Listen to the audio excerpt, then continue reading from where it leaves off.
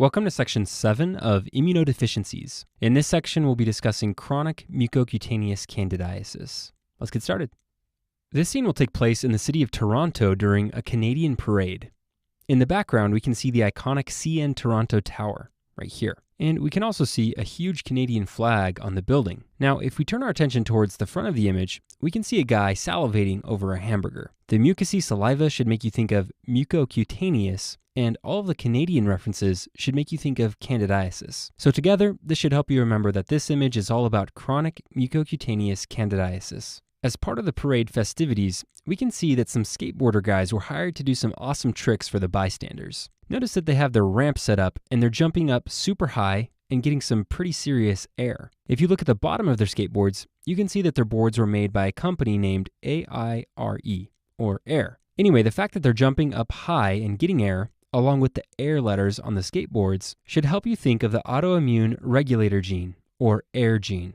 Notice that one of these tricksters is biffing it pretty bad right here. I guess you could say he has been unable to get air. So this is here to help you remember that the classic form of this disorder is caused by defects in the autoimmune regulator gene, or AIR gene.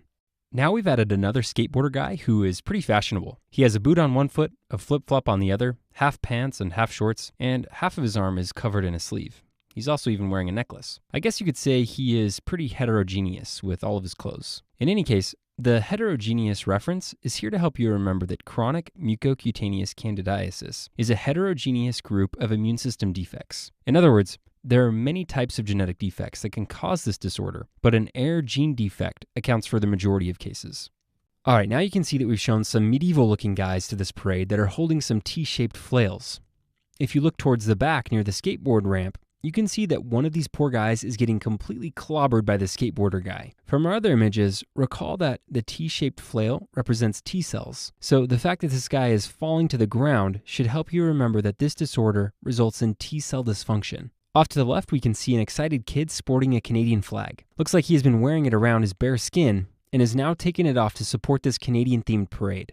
The reference to the skin, along with the Canadian flag, should help you remember that these patients present with non-invasive candida infections of the skin. Now we've shown this little guy's sister, and we can see her gobbling up some cake that looks like the Canadian flag. We can even see red and white chunks of cake on her teeth in her mouth. The reference to the gums and teeth should help you remember that these patients may present with candida infections of the mucous membranes. Hopefully by this point, it's pretty intuitive, but this disorder clearly results in impaired immunity against candida, hence the name chronic mucocutaneous candidiasis. Finally, notice that we've shown an annoying salesman guy with a Canadian flag on his shirt attempting to sell gems to the people dressed up as medieval warriors.